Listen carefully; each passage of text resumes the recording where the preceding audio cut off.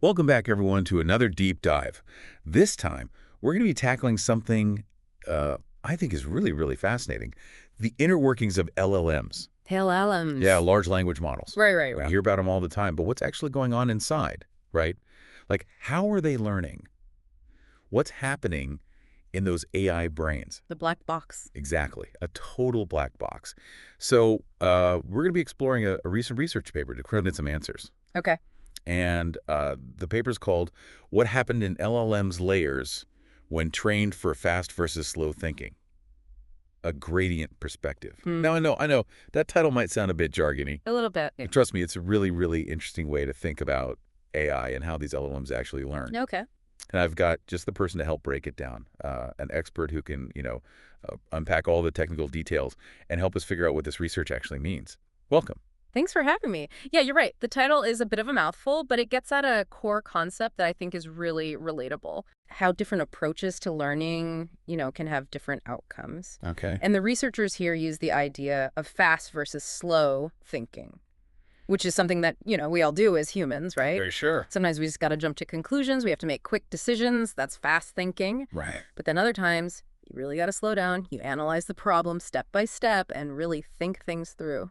Yeah, absolutely. I definitely, catch myself doing both depending on the situation. But how does this apply to AI? Right. Because LLMs are incredibly complex. Yeah. You said black box before.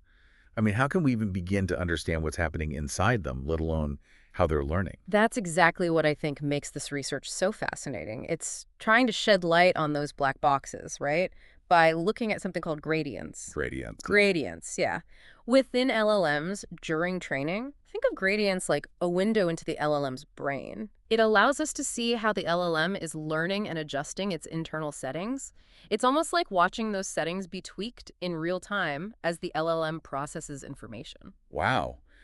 So by studying these gradients, researchers can see how the LLM is reacting to different types of information and how that, shapes its learning process. Absolutely. And what they found is that when you train an LLM with just the answer, like in fast thinking, Okay. it often leads to these larger and more erratic gradients during training. Oh, okay. So it's almost as if the LLM is jumping around, trying to grab onto something but not quite getting the concept. So it's almost like when, like if you were cramming for a test or something, just trying to memorize facts without really understanding the material. Absolutely. Now, contrast that with like the slow thinking training, where the LLM is given the answer along with detailed reasoning steps. Okay. Like when your math teacher says, show your work, right? Show your work, yeah. In these cases, the gradients are smaller and more consistent, Oh, indicating smoother and more stable learning. It's as if the LLM is taking its time, carefully analyzing the information, and then integrating it into its existing knowledge. so it's learning more deeply and effectively when it's given the chance to process the information step by step, just like humans often do. A great way to put it. And the researchers actually tested this idea using data sets based on math problems and common sense reasoning. Oh, interesting. And what they found was that when they provided those detailed reasoning paths, the gradients settled into those nice, stable patterns, Okay. indicating a more solid understanding. So this is we're talking about giving the LLM a problem, like a math problem, Yeah. and then giving it the answer, but then also showing it how to arrive at the answer step by step. Precisely. Okay. Interesting. I'm curious, what kind of real world applications does this have? Yeah. If this slow thinking training is so effective, are we seeing it actually being used out there in AI development? We absolutely are. This finding about stable learning supports the growing use of detailed reasoning approaches in LLM training. So, for example, we're seeing a lot of success with what's called chain of thought prompting. Chain of thought prompting. Yeah, where LLMs are given examples of how to break down a problem and how to explain their reasoning step by step. Wow. This approach seems to be particularly effective in things like problem solving and logical reasoning, almost like you're teaching the LLM to think more critically and accurately. So it's almost teaching the LM to think like a human. Yeah. Like showing it how to analyze problems in a systematic way. That's a great way to put it, yeah. But this raises a question in my mind.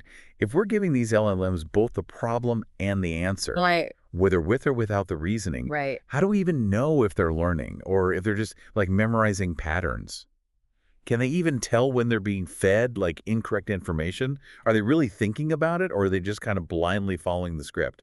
You're hitting on some of the big questions in the field right now. And that's one of the things that these researchers really wanted to address head on. Okay. They specifically tested how LLMs responded to training with both correct answers, but also what they called irrelevant responses. Basically, feeding the LLM nonsense and Oh. just seeing how it reacted. So, like, seeing if it could spot the BS. Exactly, Exactly. exactly. Oh. And what they found was fascinating. Without those detailed reasoning steps, Okay. the LLM seemed unable to distinguish between the correct and incorrect information. Oh, wow.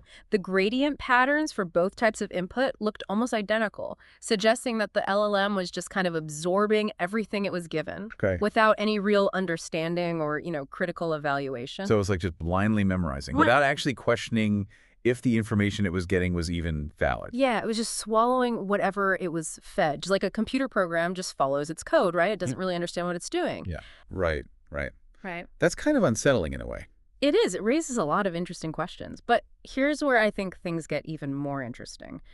When they were trained with the detailed reasoning, Okay. the picture changed completely.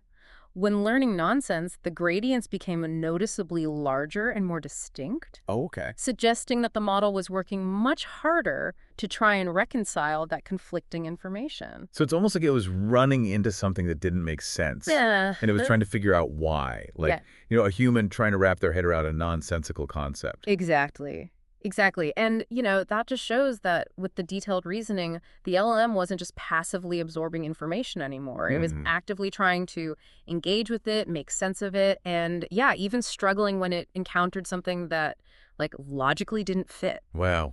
That's so cool. So it seems like with that detailed reasoning, the LMM isn't just blindly memorizing. It's actually like thinking critically about the information that it's being given. Absolutely. And what's even more intriguing is that this ability to identify those incorrect reasoning paths Okay. seems to be more pronounced in the earlier layers of the LLM, Mm. which might suggest that those early layers play a really crucial role in how the knowledge is initially processed, kind of like that first stage of filtering and evaluating information before it's passed on to higher levels of processing. So it's like the early layers are like the gatekeepers, kind of deciding what makes sense and what doesn't before it even gets to the, higher level A thinking. really good analogy, yeah. Okay, that makes sense. So we've been talking about LLMs in general. Right. But is there a difference in how those massive base LLMs, the ones trained on tons and tons of data, Yeah. and the instruction-tuned LLMs, the ones that are fine-tuned to do like specific tasks, Yeah. how do they respond to these different training methods? Do they react differently to, this fast versus slow thinking idea? That's a great question, and the answer is surprisingly nuanced. The research actually found that those instruction-tuned LLMs, the ones fine-tuned for those specific tasks, they didn't show a significant advantage in identifying those incorrect reasoning paths compared to the base LLMs. They both kind of struggled with the nonsense when they weren't given that detailed reasoning. Oh, interesting. So in a way, fine-tuning for like a specific task doesn't necessarily make them smarter in terms of like recognizing those logical flaws. That's what the data seems to suggest, yeah. Wow. But is there any difference between how they learn? There is a subtle difference.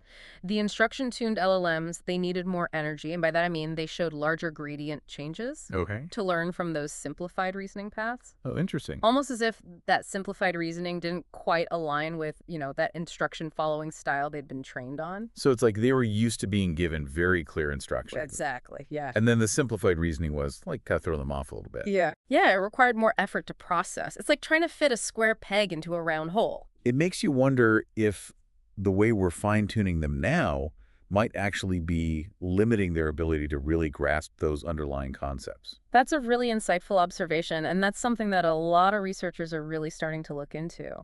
It highlights the need to really understand the nuances of how these different types of LLMs learn best Yeah. and how we can fine-tune them in a way that actually enhances their ability to reason logically and critically. Absolutely. Yeah. I don't know about you, but this whole fast versus slow thinking thing is really making me rethink how I approach learning too. Yeah, me too. It makes me wonder, would simply making those responses longer, but without adding the reasoning, would that have the same effect as like slow thinking?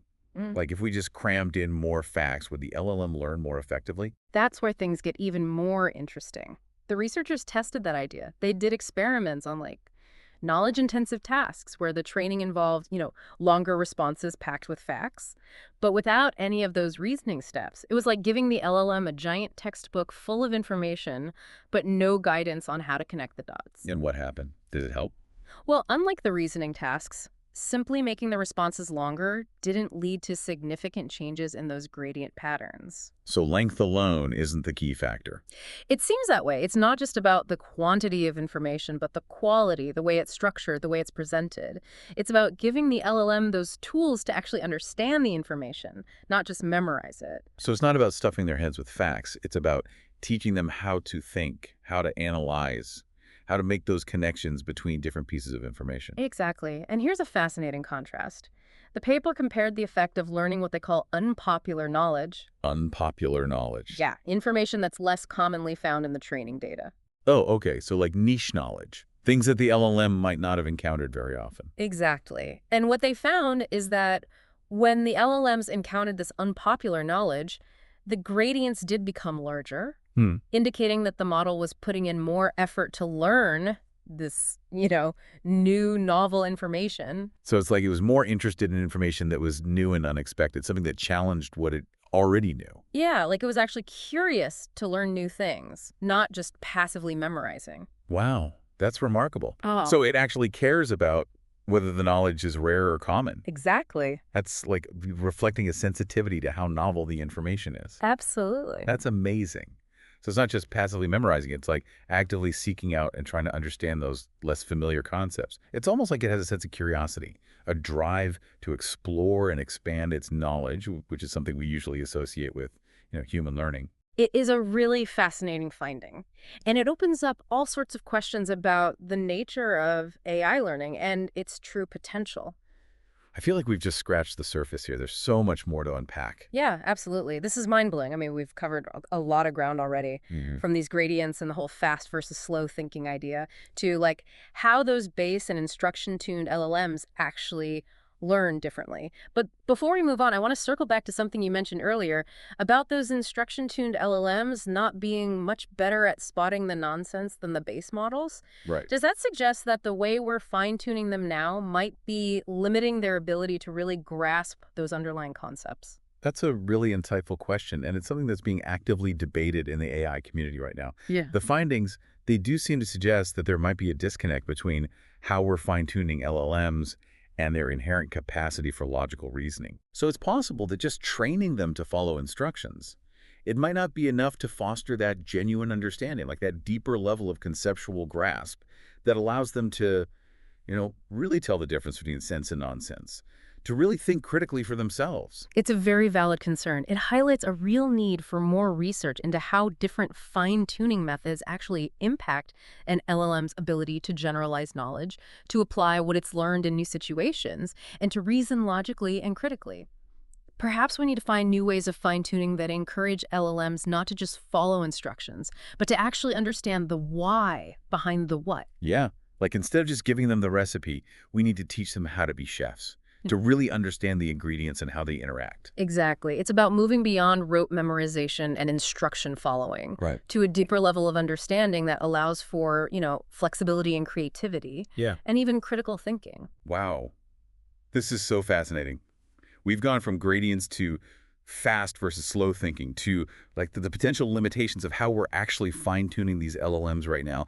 I feel like we're just beginning to explore how complex this all is and what it really means for the future of AI. It's a journey of discovery, and we're just starting to chart the course. But the research we've talked about today, it offers some really valuable insights Absolutely. into how LLMs work and all those different factors that can really influence how they learn. This has been an incredible deep dive into this fascinating world of LLM training.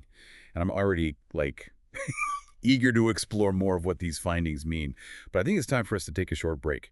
When we come back, we'll dive even deeper into what these findings mean for the future of LLMs and their potential impact on our world. So stay tuned. Welcome back. My head is spinning a bit after all that fast versus slow thinking stuff. It really makes you think about how we learn right, both for ourselves and for these machines. Absolutely. It's not just about speed, it's about how deep that processing goes. Yeah. Understanding, not just memorizing. Exactly. But let's get back to like the practical side of things. Mm. How can we actually use these insights about LLMs? How do we make AI better, more intelligent? So one of the things that we saw is that training with detailed reasoning, it leads to more stable learning and a better ability to, identify those logical flaws. Right, like the LLM is really getting it on a deeper level. Exactly. So imagine if we could use those insights to predict how well an LLM might do on a task before we even start training it. Whoa, so we know ahead of time if it's going to be a smart AI. Exactly. Think about the time and resources we could save if we Yeah. can identify those gradient signatures, the ones that tell us the LLM is really understanding. Okay. We could choose the best training methods from the start. It'd be like a crystal ball for LLM development. That's the dream. And, this research is a huge step toward that. It's giving us this whole new set of tools to analyze and understand how AI learns. That's incredibly exciting. And it also makes me think back to what we were talking about with like the base LLMs and the instruction-tuned LLMs. You said that those instruction-tuned ones weren't necessarily better at spotting nonsense, even though, they're trained for those more specific tasks. Right. Does that mean that like the way we're fine-tuning them now could be, I don't know, holding them back somehow? It's possible, yeah. Remember how those instruction-tuned LLMs seemed to struggle with the simplified reasoning paths? Yeah. They needed more energy to learn, more changes in those gradients, Right. because it wasn't those step-by-step instructions they were used to. Right. Like, they'd gotten so used to just following instructions, Yeah. they maybe hadn't really developed their own logic as much. It's like they can follow the recipe, but they don't understand why it works. Exactly. So maybe we need to explore some new ways of training, Right. ways that help them develop their own logical reasoning more, encourage them to think for themselves a bit more. So instead of just giving them the recipe, we teach them to be chefs. Yeah. You know, understand the ingredients, how it all works together. Absolutely. Foster that deeper level of understanding. Okay. Yeah, that makes sense. That's fascinating. We've gone from gradients and slow thinking to like maybe rethinking how we train AI entirely. Hmm. This deep dive has really like blown my mind. It shows the potential, but also like the complexities of these models. Yeah, it's an incredible journey. It really is. And it makes me wonder, what else is out there? What other breakthroughs are waiting for us, as we keep exploring AI? It's exciting to think about. It really is. It is. But I think we need to take another quick break. When we come back, we'll dive even deeper into the future of LLMs and what all this means for our world. So don't go anywhere. And we're back, ready to wrap up our deep dive into these fascinating LLMs. It's been quite the journey, hasn't it? Yeah, exploring all the little details of how they learn and all that. I mean, I've definitely learned a ton, especially about that, that whole fast versus slow thinking thing. It's amazing how that applies to AI. Yeah, it really highlights what we mean when we talk about AI actually being intelligent. Right. It's not just about speed. It's like about how deeply it understands things. You know, can it think critically, make connections, not just recognize patterns?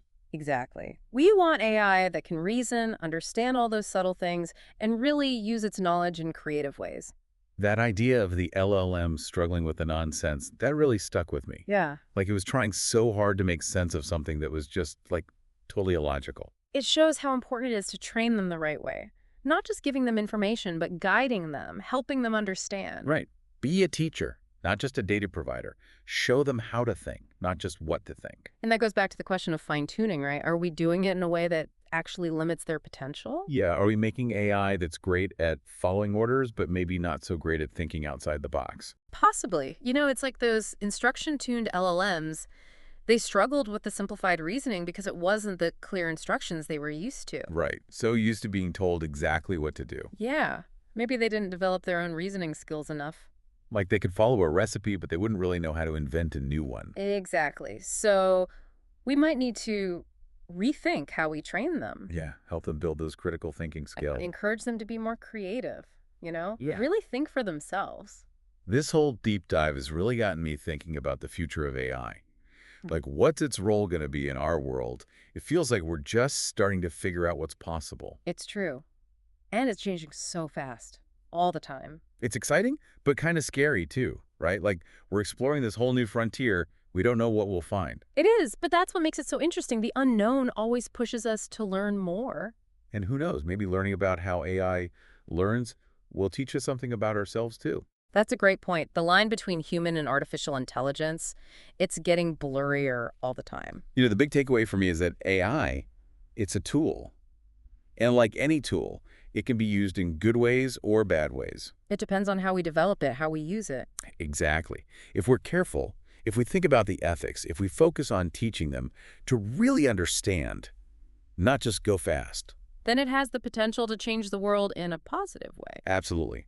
But it's a responsibility we all share. Researchers, developers, policymakers, everyone. We all need to be involved in the conversation, ask questions, make sure AI is used for good. And that's what I love about, shows like this.